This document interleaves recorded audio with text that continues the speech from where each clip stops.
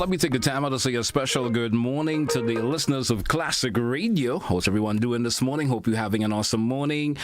Viewers of GBN TV, how are you doing also? Hope everyone is doing A-okay. What about those of you in the diaspora who are listening and viewing via social media platforms, Facebook page, YouTube channels? Good morning, and thank you so much for being with us this morning.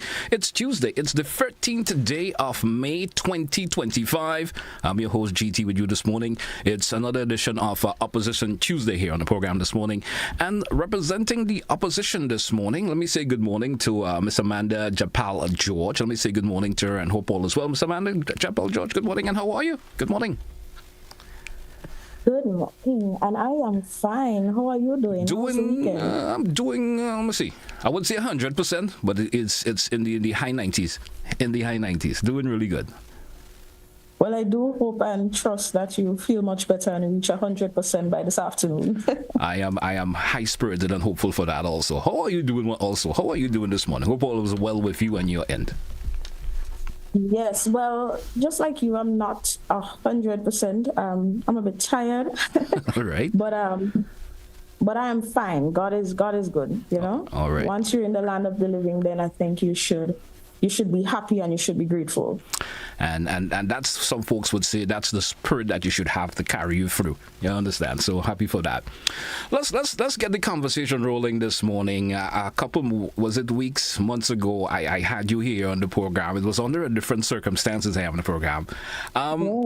Yes. Let me get into the getting to know Amanda Japal George segment this morning here on the program. Amanda, you are now the new caretaker for St. Andrew Southwest.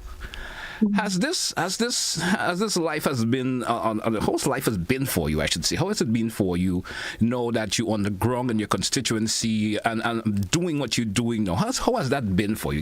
Create that whole scenario for me. How has it been for you now? Well, life on the ground has been intense, but I think it has been rewarding as well. And it was also an eye-opener because every day it brings you a new face, a new story. I've been visiting homes, listening to people's frustrations, their dreams, their aspirations. Just Mother's Day, I was out and about since about 10 o'clock in the morning. I attended a church service, and then I gave out a token of appreciation to the oldest woman in St. Andrew Southwest, Miss Dumont. And then I moved over to St. James, where I had a really good time with the mothers in the area. And then from there, I went over to a very good friend of mine, someone that I met on my new journey as a caretaker. She Miss Jacinta from Birch Grove, and I just dropped off a little token for her. So my days have been really well. It has also been a humbling experience. Some days, you leave with a heavy heart because the needs of the people, it is so real, it is so urgent. But most days, I really leave inspired, because even in struggles, the people of St. Andrew Southwest, they still have hope, they still believe in change. And that belief, it gives me the strength that I need. So, but I must say that my favorite part of this journey has been definitely on the ground, field work, the face-to-face with the people. I love the stories that I'm getting. I'm a sucker for stories. My uncle used to give us lots of stories when we were younger. So, as I go out, that spirit, I feel that when I'm in people's homes today, when they open up, when they laugh, when they share parts of themselves that they normally wouldn't, I feel like being on the ground feels more than politics. It feels more than I'm just a caretaker. It feels like, this is where I need to be. This is the connection, and you feel the love. So I love it out here. You have shared a lot of happy moments there for me. Now, being to the forefront, being on the ground as you meant, is it what you expected, or is it something totally different from that expectation that you probably before? You say, I'm getting into this. Is it going to be like this, or is it going to be like that? Is it what it is for you in terms of the expectation? How the people, of course, receives you, per se, and so forth. Is it what you expected? Yes and no. people have been saying a lot of things to me. Oh, you're full of energy. You're full of vibes. I love your spirit. And some of the things people say, I don't see. Oh, like you're really good. Things like that. I really don't see it. And I guess I choose not to see it because I always want to be in a space of humility. But the reception from the people, I think it's really, really overwhelming. The work that I need to put out, I expected that. That is what I expected, to go out there, to put in the work, to meet the people. But I didn't expect to fall so in love with the people of Southwest. I mean, I've already loved them, but the connection, it just hits differently. So, that is something that I didn't expect, but I am grateful for. All right, let's talk a wee bit about the inspiration. What inspired you to, step into the front line politics, per se, and of course, in a time where, at the time as a caretaker now, maybe soon to be candidate, if that's the decision that was made by the party that you're representing. What has caused that big step for you to make that decision to come to the front line, into frontline politics? Well, originally, and I share this often, but originally when I came into politics, the intention was to start from anywhere, to help in whatever capacity, even if it's to collect the garbage, And I don't say no to challenges and opportunity. But what really happened is I wanted representation. I wanted my voice to be heard. And so it started off with youth advocacy, working on community projects, hosting or podcast like we hear from Doc, and helping other young people find their voices. So I started noticing, those little gaps, not just in resources, but in representation, and that hit differently. So I realized that leadership, it requires more than critique. It requires courage. It requires heart. So when the time arose, I accepted the position because I get to do one of the things that I love, and that is basically to serve and to help people. Let's talk a wee bit about your kind of leadership direction that you would like to take. You as a youth parliamentarian, now and now a caretaker. How does the experience working with young people influence that particular leadership style that you of course putting forward? Well, working with young people, it's like working with myself. I know what I want, right?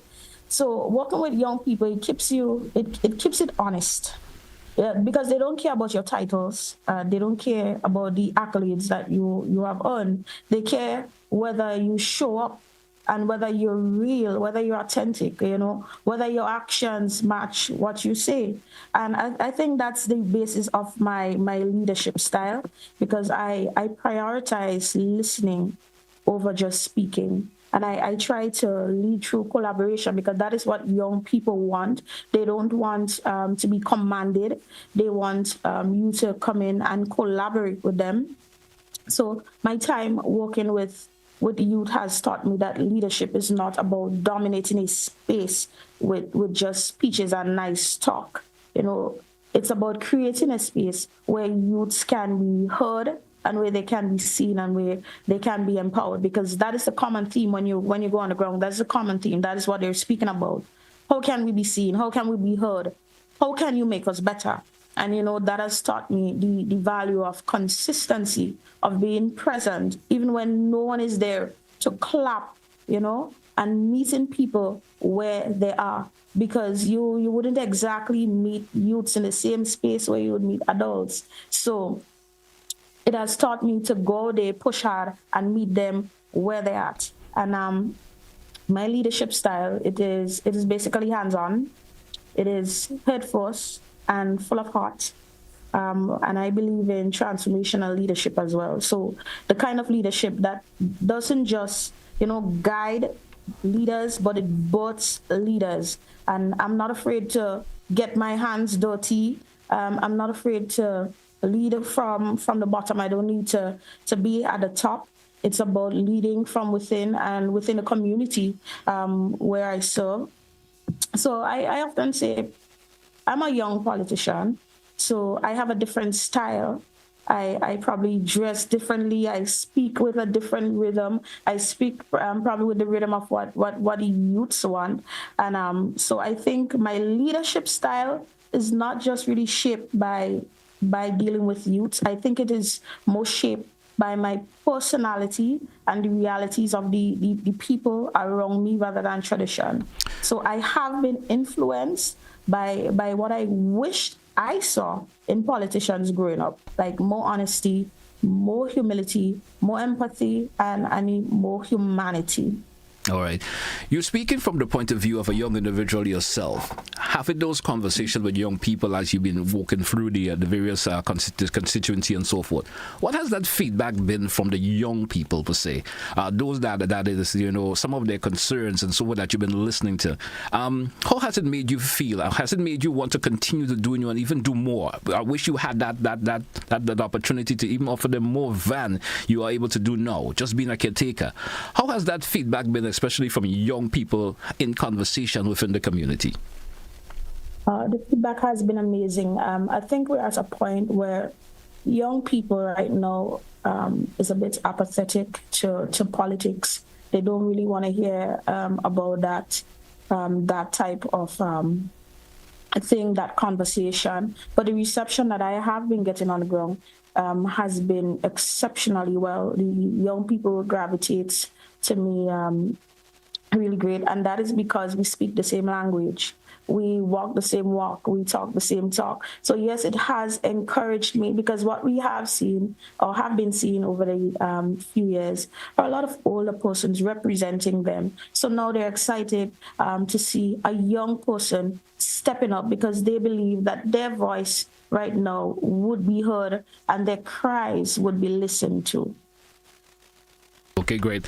Of course, Mr. Japal, George, we drew for a break. Let's take it our first break for this segment. When we come back, we continue with the conversation. Stay with us, folks. It's To The Point here, Classic Radio, GBN TV. We'll be right back after the break. Don't touch your dial. When you need your...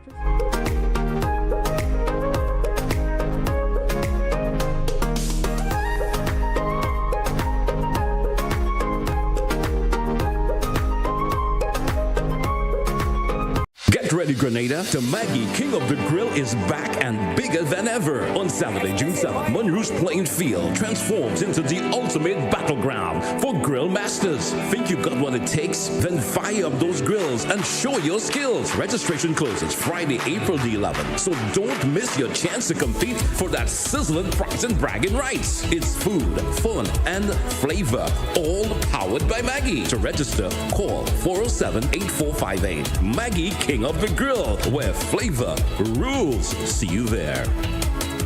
Grenada, the time has come. It's the big showdown in the first ever Classic Lighted and the Communal Credit Union Invitational 2025. Come witness the Royal Grenada Police Force and His Majesty's prison officers take on the nation's busmen and women in an epic 4x1 relay. Then it's Flow versus DG Cell. And don't miss out, Nawasa, who will be flooding Grenlek in the ultimate relay. All this and more, May 17th and 18th. At the Kirani James Athletic Stadium. Adults $30, children $15. Season passes are available. It's a showdown like no other.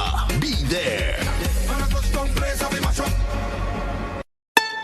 Heritage Theatre presents Breaking Out, the Grenada Love Story, featuring Robert White and Lisa Grappi, written and directed by Chris DeRiggs. But I still love you, Richie. You love me and you're harming me. 4 big performances, Saturday 24th and Sunday 25th May at the Grenada Trade Center, Saturday 31st May and Sunday 1st June at Deluxe Cinema in Grenville. Showtime 7 p.m. sharp. He's the love of my life, Auntie. You have to marry a man for other things besides love, child.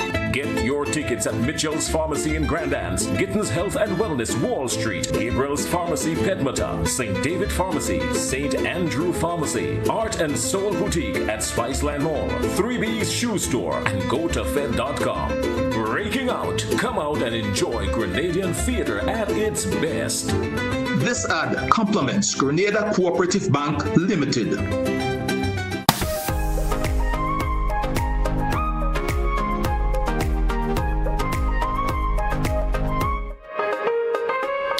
Welcome back. back to our listeners. Welcome back to our viewers this morning here on To The Point here on Classic Radio GBN TV.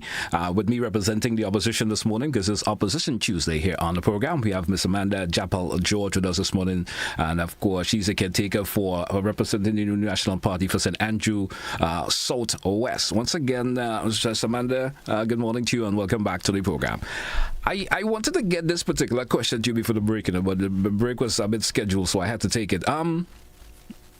What kind of politics, some folks say that, I mean, you hear that conversation from time to time from individuals, especially young people, Grenada, they feel that the Grenada politics is stale. It's out of touch for some reason or for some reason or the other. How do you intend to change that? Of course, in your own particular way, as a young person, and especially for young people and women in general, how do you intend to change that? That feeling that we get from politics is like some folks get the impression that it's the same old that we've been getting every year. Everyone comes into politics and offer you something, and basically that's what it is. And if someone else comes and offer the same thing, it's like that. They keep recurring. That same old vibe. How do you intend to change it as an individual? And offer, especially for young people and women in general? By being present, by being consistent, and by being relatable. Present because you often get a notion that politicians come around only around election and then they just disappear soon after. And a good friend of mine, Mr. Brother Roland Bola, he said to me, Amanda, politics is everywhere, every time. Politics doesn't just happen on a podium. It needs to happen on the ground in real time with real people. So I want to create spaces where young people and women feel like they genuinely belong. Spaces where they're not only invited to listen, but that they're encouraged to speak. They're encouraged to lead, and they're encouraged to create solutions. So that means creating avenues for them, youth forums, women forums, and letting them understand the importance of politics. So because I am interested in people forward politics, and as I said, I want to meet people where they are. I want to speak their language, and most importantly, to listen first. So politics definitely needs to be accessible so that it wouldn't feel that stale, especially to those who felt like they've been pushed aside for far too long. And so even more of that, we need to lead in a way that makes people feel hopeful again. So that, again, means visibility. Again, not just during campaigns, but throughout the entire journey, because showing up every 5 years, that isn't leadership, that's just basically convenience. So I want to be the kind of leader who shows up daily, boldly, and with heart, because, for married people, your husband is a reflection of the wife. I think in my constituency, St. Andrew Southwest, is a reflection of who I am. It's not about them and us, it's about all of us together. So I believe in the people of Southwest. I believe in the young people. I believe in the women. I believe that when we lead with sincerity, transparency, and care, I think we can change what politics looks like and feels like in this country. So being present, I think it's very, very important and critical. Okay, great. Woman is still a wee bit underappreciated in, should I say, or unrepresented or unpresented in some way or the other in the Caribbean when it comes to politics. What barriers have you, faced personally, and how do you plan to inspire more young women into that leadership position as a step that you have boldly taken thus far? Well, honestly, I haven't faced any direct barriers based on my gender, and I'm truly grateful for that. I think culturally, Grenada is in a better space than we sometimes give it credit for. At least, even the entire Caribbean, we see Miss Kamala in Trinidad, we see Miss Mia Motley in Barbados, we see Miss Cora in Anguilla. So I think the Caribbean on a whole is really, really in a good place. But I've never experienced any attack or been dismissed simply because I'm a woman, But at the same time, that doesn't mean that those barriers don't exist for others. I mean, there are still women who especially young women facing real struggles such as domestic violence, sexual abuse, victimization, and being made to feel like though they don't belong in spaces of power. So I would say to every woman going through that you are enough, you are worthy, and you deserve a seat at the table just as much as anyone else, just as much as a male figure. So my mission is basically to motivate and to lead by example, because people don't always listen to just what you say, but they pay attention to what you do. So I want to show young women that you don't have to change who you are to lead. You don't have to be louder. You don't have to be bolder. You don't have to be harsher. You don't have to be like anybody else. You just have to be your authentic and apologetic self, because you have something very important and unique to bring to the table. Women bring that balance. Women bring that empathy that is needed in society. So, and I just want to leave that with them, a quote that I really, really love. Never be bullied into silence. Never accept no one's definition of your life. Define yourself. So I am truly deeply committed to standing with women who have experienced barriers and creating that safe space, supportive space where they can rise and speak and be the best version of themselves.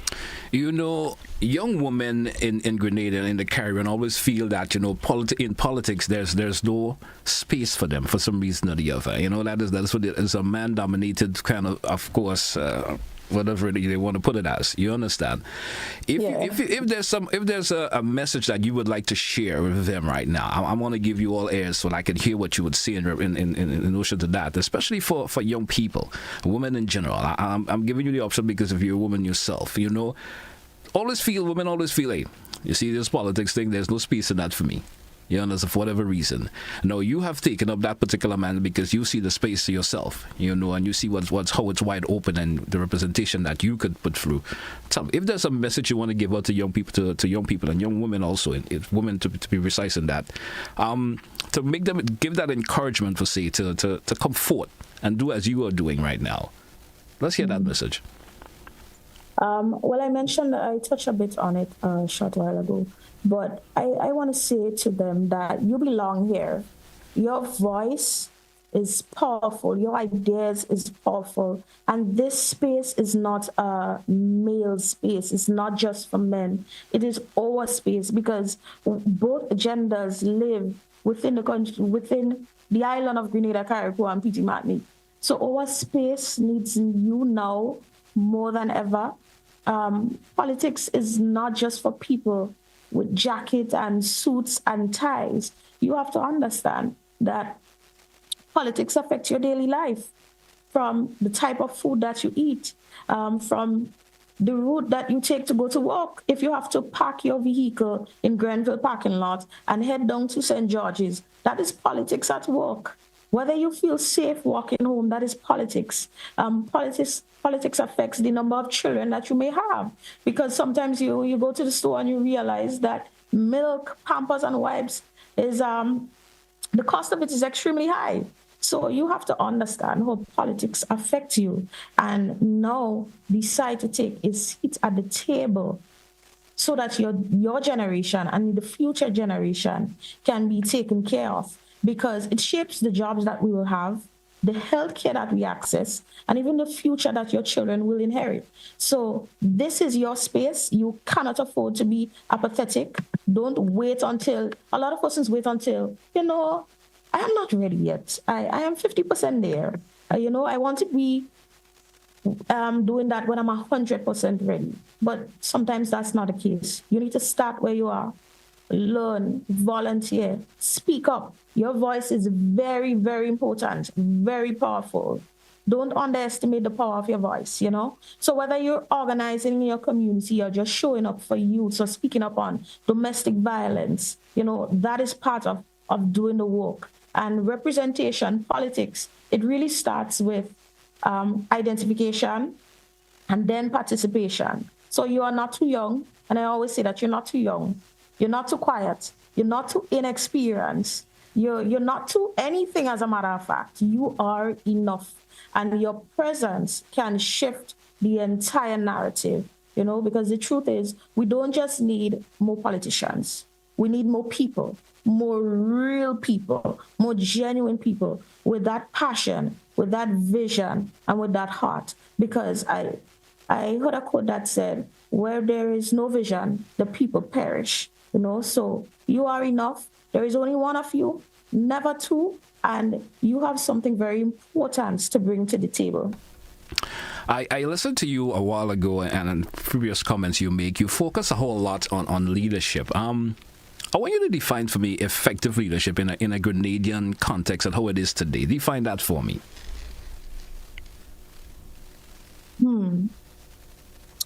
Effective leadership in Grenada's context. I think I mentioned a lot about visibility and about being consistent and, being real, being human. I think people really want to see that side of leadership in Grenada, Caretaker, and Peter Martin. Sometimes leaders seem to be up there and we don't seem to understand the needs of the people. So I think true leadership in Grenada today is really about advocating boldly on the national stage while staying committed and deeply rooted to the village or to the constituency in which you represent.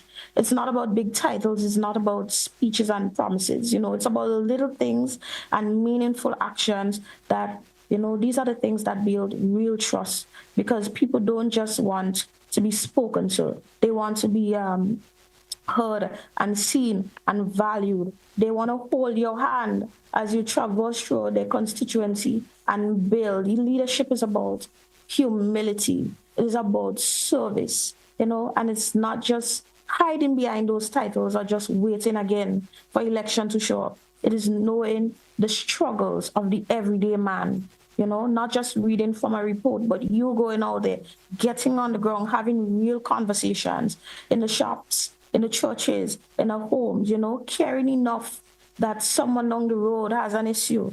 It means standing up with persons in a funeral, even though rain is falling, and not just sending a wreath or something. And it means going to the hospital, visiting the sick, checking in on your constituents, not only when you think it is necessary, not only when you think you're going to have a meeting and you're looking for optics and you want people to show up. So I think true leadership is all about humility, integrity, but most of all, love, service, and heart. Let me. I'm coming back with a question that relates to leadership also. Because leadership invites both the praise and the criticism that comes along with it. How do you personally handle the negative comments? Individual that offer that may doubt that that the unfair judgment that comes with being, especially a young woman in politics. How will you deal with adversity? Still keeping on that leadership trend as we are on right now. Well, I often say my back is broad. Honestly, I don't really pay much attention to the noise, because the noise can really distract you. I brush it off. There's a quote that says, no one can make you feel inferior without your consent. And I stand by that. I concur. Because you're not going to come into my space and make me feel some type of way, GT. You're not going to do that. I think my heart is too small and my head is already too big to carry so much feelings. And for me, my dad is my biggest critic. And trust me, he doesn't go easy on me. So when my parents say to me, and they're really real and honest, and they're not yes people, and they say, hey kid, you did a good job. That's all the validation I need. I've always believed that the moment you choose to step into the public life, especially politics, I think you open up yourself to a number of opinions. Some people will love you and some won't. And that's okay. I think we need to understand that as politicians or people in a public space, that the world would be boring if everybody liked the same thing. And that's just life. There's the good, there's the bad, there's love, and there's hate. And GTI, I often remind myself that why should I embrace the compliments, the kind words, the nice talk, and then I can't accept the criticism. I think it's just unfair, So I have learned to accept the criticism because this is a space I have opened up myself to, accept the judgment, accept the teasing because it comes with the territory. I think what really matters most is that I stay grounded, I stay purpose-driven, and I keep showing up for the people and the people who believe in me, and even for the ones who don't, because we're all Grenadians, we're all people of St. Andrew Southwest. And I think at the end of the day, it is what it is. Not all criticism is bad, by the way. I think we need to pay attention to that. There's something called constructive criticism. So you can choose the positive out of every situation. And then for the rest, you just don't bother at all. I actually this question in relation to a recent, newspaper article. I'm assuming you're probably aware of it. It's the front page that mentioned these things. So I just want, and I'm assuming. I don't need to go into details of what's been written and said about it right now. Your thoughts on it? You may not want to give all the details about it right now if it's been discussed. How do you feel about that in terms of what's been mentioned and so forth? Your take on it, if you're willing to speak about it publicly right now. Really, I do not have any comment on that at the moment. I have seen the article. It hasn't bothered me at all. I haven't made newspaper saying that Amanda stole something, or she did something wrong, or she murdered somebody. So we are going to go into discussions about that. So I really have no comment about that in itself. All right, great. We drew for a break. Let's take it. We come back in another segment, and of course, we also will invite our listeners and viewers if they do have a question or two they may like to ask. Feel free to do it in the next segment also. Stay with us, folks. To the Point, Classic Radio, GBN TV. We coming right back.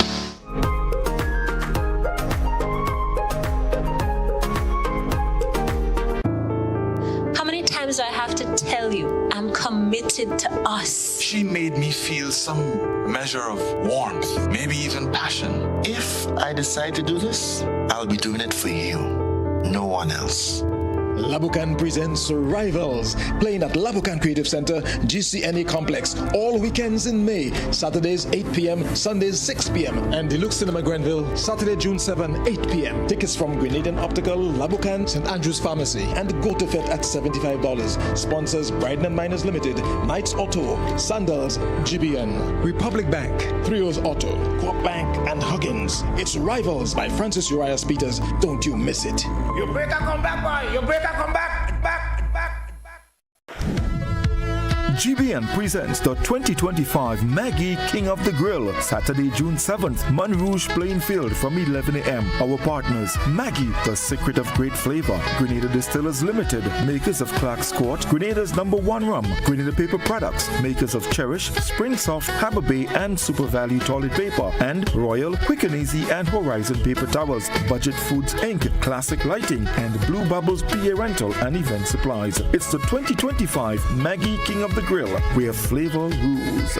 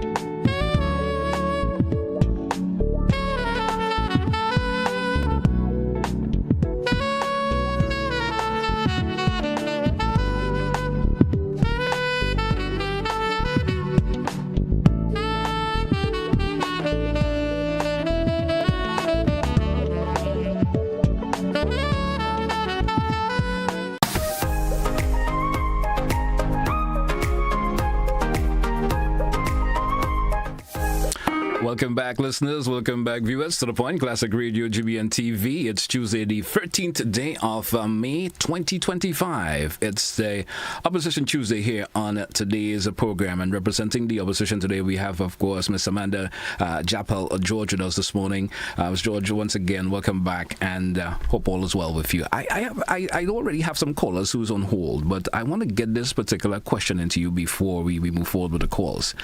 There's a saying that in life there's a balance. I want to know, how do you balance the demand of family? Being a youth MP, being a youth president, no caretaker, you're a podcast host, all of these things, and especially a mother and a wife. How do you balance that? I probably need some tips myself, so probably tell me, how do you balance that? So it's a lot of prayer. Honestly, I couldn't do anything without God. He's at the center of everything that I am, everything that I do. Without him, none of this would be possible. And it helps that I have amazing villagers who encourages me daily, an amazing team, amazing supporters, and my family who steps out and steps up. But really, my daily planner is my best friend to ensure that I have structure.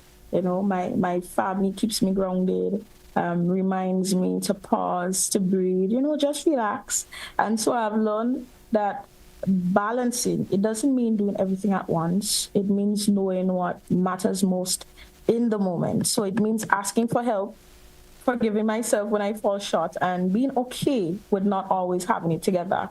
But I do try to be intentional because my son and my family deserves a mother and a wife who is present and not just productive. My siblings and they deserve a sister and a daughter who is also present.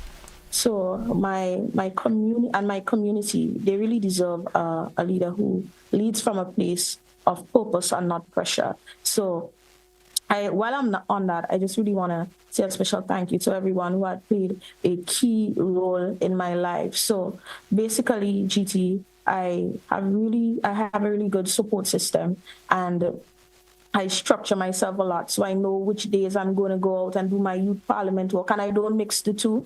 So I go out and do my youth parliament work, and which days I'm going out to do my caretaking work, and which hour or two I would dedicate to my family. Sometimes, I don't know if you saw a post on Facebook where I went into the May Day celebrations and I had my son with me. So sometimes I try to be very, very intentional. I carry him with me to certain events so that I can spend enough time with him as possible. So I try to balance these things well, but God is good. All right, great. We do have a couple of calls online on hold, so let's get some question tips of what they may like to ask you this morning. Let's take our first caller. Caller via WhatsApp. Good morning, you're welcome. Let's hear from you. Hey, good morning, GT. Good morning, Amanda. Good morning. Amanda, first I got to say that I like the way you speak, and you have a good command of the English language, which is really nice. But I just have a few questions to ask you. I can't. Okay, I know GT asked you about the article in the newspaper that you saw and also read through. Which we know is a conflict of interest right there. So my question to you, if you have a choice after you go into your discussion, and then you have to make a decision in choosing to be like a youth parliamentarian or to be the caretaker for the NNP, I want to know what would be your choice. And I want you to give me an answer. Please. And another thing I want to ask you, Amanda, you be on the NNP platform and you bash NDC about the youth, they're doing nothing for the youth. But right now, you're a beneficiary of the same thing that he was condemning. So I want to know, are you changed? And also again, I want to ask you again. I know, like you said, that you came into the party through the cause of MLMPA. All right? And then we saw how MLMPA was elected to be the leader of the opposition. But through dishonesty, and you see there when Dr. Michelle bashed Peter David, and to know what it would take, as somebody who's going to be an example for the youth to see and to see you there in an organization where this town is the order of the day. Have a great day and continue with your project. Thank you, caller. Thank you so much. I guess you were able to hear a majority of what the caller said. I'm not sure why you were not hearing properly, but I'm assuming you may have heard what he said. It sounded a bit distorted, so can you just repeat? It sounded like he had many questions. He actually asked 3 questions, and the first one is related to how would you balance in terms of what you're doing if the opportunity comes of being the parliamentarian, and he's saying, well, there's a level of hope I'm repeating what he said correctly. He was asking the question, one, he's saying that there's some conflict of interest in terms of you being the youth parliamentarian and also being the caretaker. How do you feel about that? He's asking the second question in terms of how do you feel about being part of an organization like the New National Party in the manner in which the former political leader dealt with the Honorable Peter David, and of course she said that you were also you were inspired by the present political leader. Why you have chosen to be part of that? I hope I'm repeating it correctly in terms of the manner in which he said. And I'm trying to get the third one. If you could answer the first 2 that I mentioned, and I'll try to get the third one in. Well, for the very first one, I did mention I had no comment on the situation in terms of choosing whether or not I'd be a caretaker and a youth parliamentarian. I am close to that bridge, but I am not that close yet. There are still some things that needs to be considered, so I can't give a definite answer. But you will have the answer because it will be announced whenever I make that decision. In terms of the party, being in the party, I think he said being in the party, or being inspired by Miss Emmeline Pear. Really, I came, and if you pay attention to my past discussions, I came into the party because I wanted to see some things happen for us. I wanted representation. I wanted my voice to be heard. So when I came into the New National Party, as I mentioned, it wasn't coming from a place of wanting a position. It came from a place of wanting change, wanting to see things happen, right? So when I came in, Mrs. Emmeline Pear, she is actually my MP. So I went directly to my MP and I said, hey, I want to assist. You can fit me in anywhere. And in the process of, and can you be my mentor? And she did that. So I came into the party wanting change, not exactly looking up to someone. But in the process of wanting change, I found someone that is a very good leader, right? Also, I think it goes back to me choosing the National Party, right? I chose the National Party, as I said, on many occasions, based on what I believed in, based on the things that my parents have taught me, based on comparative figures, looking at what NMP had done over the years versus what NDC has done over the years. And that is why I came into that. I think I spoke on this program, the very first time I came on this program, as a caller did ask about or inquire about that same thing with Peter David and Mr. Peter David and the leadership of the party and so forth. I still have no comment on that because I haven't seen any underhanded measures being taken place during that convention. I honestly haven't seen that. Yeah. Okay, great. And there's a third question. Okay. The third question, I myself cannot remember it right now, so let's move on. Let's take another caller. Caller, you're live. Good morning. Yeah, good morning. Good morning. I've been following this young lady for quite a time, and you know, sometimes caller, 1 sec, please. There is something playing in the background that's a bit confusing, so could you turn it off, please? I was saying that I follow this young lady for quite some time. Sometimes I see her with Keith Mitchell. Sometimes I follow when they have meetings on platforms and her behavior. She really kind of broadish in the sense. She come there this morning with a different kind kind of attitude, you know. But to me, she's not impressive to me. And she talks about the change and different things. They were there, and she knew that for a young girl, you know, that she was there. And she knows when there were changes. She knows everything. So she come in there thinking that she could make a difference. But young lady, we have news for you. We have a lot of news for you. So get yourself together, get a proper job, and take care of yourself and your son, and forget about politics. Let the politicians deal with that. You're too young to be in this messed up kind of politics. It's too messed up for you. You seems to be all right, but as I said before, I follow you all the time, especially on Keith Mitchell podcast. I follow you, and it's like too broadish, man. Come get yourself together and have a blessed day. Thank you, caller. Thank you so much. I'm not sure if you have a response for the caller. I heard that she followed me. I heard that she saw me on the program, but I wasn't hearing clear enough. Can you repeat? All right. Let's take another caller. Caller, you're live. Good morning. President, good morning to you, sir, and your guest. I must say that... Okay, just hold 1 minute, please. For some weird reason, GT, I'm hearing you, but the caller seems to be distorted. I am not sure what's happening, but everything in front of me seems to be normal. Caller, go right ahead, please. Let me see if I lower his level. I must Is it say better? that I'm very much impressed with this young lady.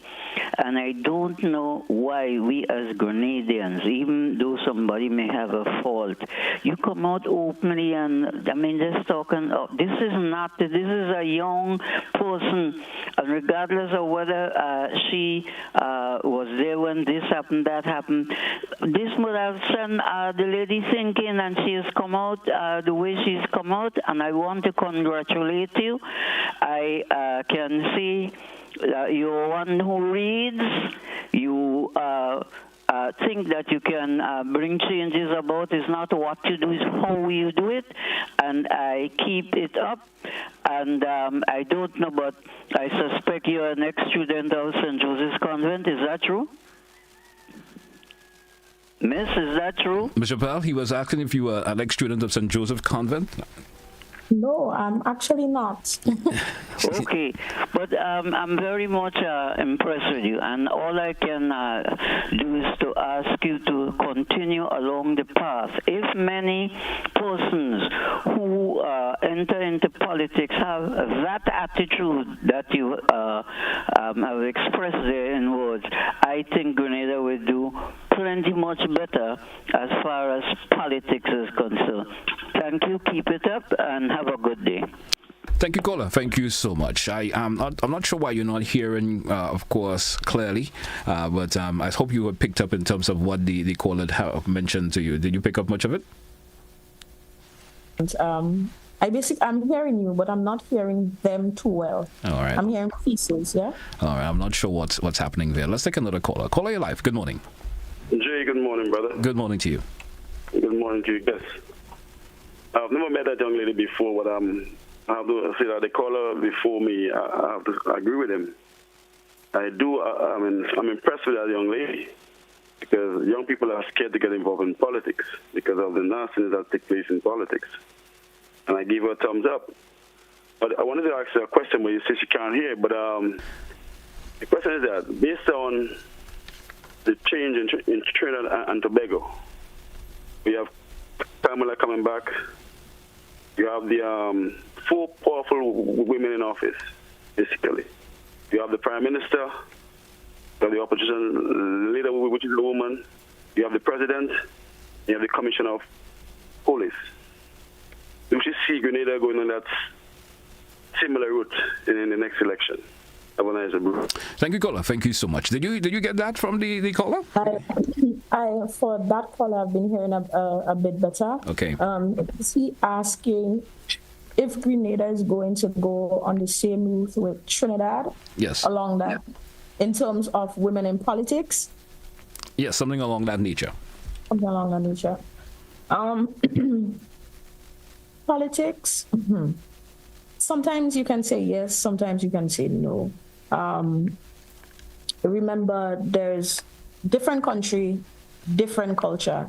Although sometimes we say if one of the bigger countries catches a cold and they sneeze, then Grenada can feel it. You never know what ripple effect that can have. But if you pay attention, there's two type of things that is going on right now. If you pay attention, and it can swing both ways. There's this thing called yellow is the code, to be honest, if you're paying attention. And then there's this thing about women and women power. So politics is different. It's a numbers game, and anything can happen. That is what I'll say. In order for us to reach to that place of or NMP back in power and women in leadership and stuff like that, what you need to do is put in the work. And that is what our party is doing at this time. We're putting in the work. So that's the only way you can get the results that you want. So for us following that route, it's a matter of just putting in the work to get to that place. All that right. Is what I would say. All right, we do have another caller. I hope you're able to hear this one clearly. Caller, you're live. Good morning. All right, I'll have to pick because for the longest while the line was open. But anyway, I want to congratulate this lady here. I want to tell her I wish her all the best and hope that, whatever it is. I am not politically affiliated to any party, but I would like to encourage her to keep up the good works, and it's a tough game, so let her do what she's doing. Just tell her that for me, please. Thank you. Thank you, caller. Thank you so much. Did you get what the caller mentioned? He's just offering you some level of appreciation there to you. Oh, okay. Thank you. Thank you very much. I appreciate that. 435-2041. We still have a couple more minutes left on today's program. If you do have a question or two you may like to ask there, of course, I guess this morning, feel free to do so in this segment before we take a wrap for today. I also wanted to ask you, you did mention some of it briefly in the initial stages of the conversation. Talk to me about some moments in your constituency that so far has deeply moved or motivated you, per se. GT, there was a time I was walking through a Sunday. Probably 2 Sundays back. I was walking through St. Andrews Southwest, and I met 3 women, farmers, and I'm talking about young women in their 20s and 30s. And they were rearing pigs, they had large farms, they were doing chickens, they were doing broilers, not only layers, but they were just doing broilers. And these women, young women, they would wake up every morning at 5 o'clock, right? They have children. They get their children ready for school. Then they go straight to work, straight on the farm. And I'm talking about more than 30 pigs and more than, 50 different type of crops, different things like that. I'm talking about putting in the work. And young women, it was amazing to see young women working so hard. And at the end of the day, they're still coming back to a shop and they're hustling. And then I met a young lady, she's 20 years old, and she's a certified mechanic. Her fingers are all bruised. She's fixing engines, she's changing tires, and that motivated me to see that there are young women out there who are willing to put in the work and do, as she said, the dirty work. And I think we should take a page out of their books. Because we have guys on the block, I think you should take a page out of that. Moms at home, there are things that we can do to enhance our life. But I just want to say hats off to these young women. They know who they are for putting in the work, for going out there and doing the best that they can be for themselves and their family. I think that is a huge motivation. It reminds me of the why I go out there and do what I do as a new caretaker, as a youth president of the new national party. Great. We do have another caller. Caller, you're live. Good morning and you're welcome.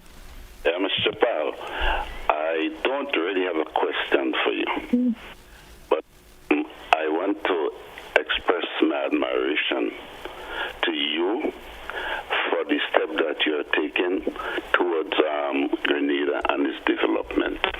You're going to have a lot of naysayers. You're going to have a lot of people coming down on you for the things that you're doing. But you're not the only young person that ever gotten involved in our Grenadian politics. There are people right now who might be even younger than you, and I haven't heard anybody bringing them down, and they're not are doing a good job. So continue with the job that you're doing. Don't feel guilty or put yourself in a corner because other people doesn't like you for what you're doing or what you're saying. Continue saying what you're saying and be strong. Thank you. Have a nice day.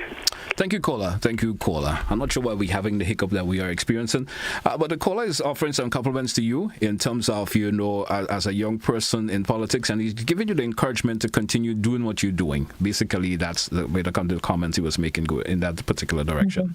Mm-hmm. All right. All right. Thank you very much. All right. Mr. But we got to that stage of the morning when we got to take a wrap for it. I'm going to give you the opportunity, some closing comments this morning, and before we take a wrap. Well, I just want to give a special shout out to the people of St. Andrews Southwest, the people on my team, my family, and I just want to encourage the young people and the older people out there to be the best version of yourselves, to be the best that you can be. As I often said, there is only one of you, not two. The world needs more of you, that authenticity, that genuine spirit, and that love. So just continue, enjoy your day, and continue being the best version of yourselves so that you, in turn, you can make your constituency and your country, Grenada, Carriacou, and PT Martinique, on a whole, be a much better place. The world needs you, and we are waiting for you to step out and be the best. Mr. Japal, George, I want to thank you once again for being on today's program. Certainly appreciate you taking the time out to be on To The Point this morning. It's a pleasure as always. It's my second opportunity to have a conversation with you, and it's certainly a blessing. I want to wish you all the best, what is left for today and for the rest of the week to come. Best wishes goes out to you. Thank you so much. Have a good one. You too. You too. All the best. Hey, folks, that's we're going to take a wrap for this edition of To The Point. I want to thank all who contributed towards today's program. Appreciate it a whole lot. Join me again tomorrow when the Almighty presents another opportunity for me to be here with you on To The Point. Goodbye, folks.